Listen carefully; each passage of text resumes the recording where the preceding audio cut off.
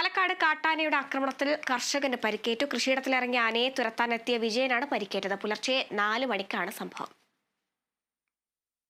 വീടിനോട് ചേർന്നുള്ള വിജയന്റെ കൃഷിയിടത്തിലാണ് ആനകൾ ഇറങ്ങിയത്. ആനകളെ തുരത്താൻ പിതാവിനോടൊപ്പം പോയതാണ് വിജയൻ.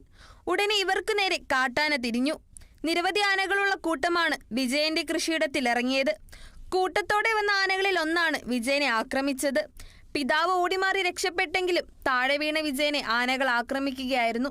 കഴുത്തിനും ഇടുപ്പിനും ചവിട്ടേറ്റിട്ടുണ്ട്. ഇദ്ദേഹത്തെ തൃശൂരിലെ സ്വകാര്യ ആശുപത്രിയിൽ പ്രവേശിപ്പിച്ചു. നാട്ടുകാർ ചേർന്നാണ് ഇയാളെ ആശുപത്രിയിലേക്ക് എത്തിച്ചത്. വിജയന്റെ പരിക്ക് ഗുരുതരമല്ലെന്നാണ് വിവരം. വിജയന്റെ കൃഷിയിടം ആനകൾ ചവിട്ടി നശിപ്പിച്ചിട്ടുണ്ട്. കാട്ടാന സ്ഥിരമായി എത്താറുള്ള പ്രദേശമാണിതെന്നാണ് നാട്ടുകാർ പറയുന്നത്. ഇവിടെ നമ്മൾ നോക്കുമ്പോൾ 12 മണിക്ക് വെട്ടണം. അത് ഗാർഡുമാരും പാർട്ടറികളുണ്ട്.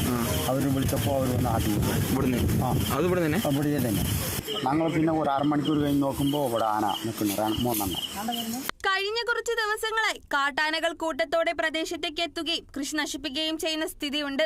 ധോണി മുതൽ വാളയാർ വരെയുള്ള പ്രദേശങ്ങളിൽ നിരന്തരം ആനകൾ എത്തുന്നുണ്ട്. വനം വകുപ്പ് ഉദ്യോഗസ്ഥർക്ക് പോലും നിയന്ത്രിക്കാൻ കഴിയാത്ത വിധമാണ് കാട്ടാനകൾ എത്തുന്നത്. കാട്ടാനെ തുരത്താൻ കർഷകർ കാവലിരിക്കുകയാണ്.